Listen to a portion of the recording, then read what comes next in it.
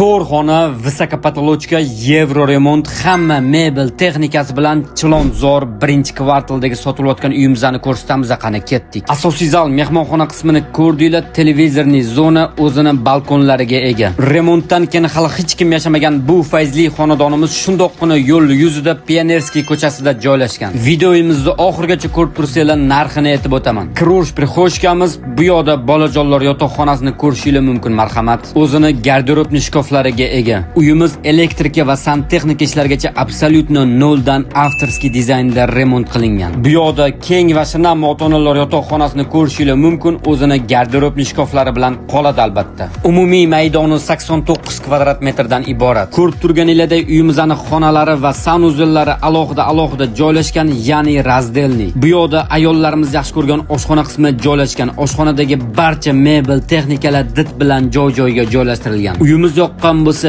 videoga like bosib, kanalimizga obuna bo'lib qo'yishni unutmanglar. Bu 4-xonani bolalar xonasi sifatida foydalansanglar bo'ladi. 3-qavatdan hop etib sakrab tushganimizda uyimizning oldi qismini ko'rishingiz mumkin. Marhamat. Bu fayzli xonadonimiz mana shu 4 qavatli domni 3-qavatida joylashgan. Uyimiz narxini $136,000 so'rayapmiz. Qo'shimcha ma'lumot olish uchun opisaniyada uy egalari raqamini qoldirdim. E'tiboringiz uchun rahmat.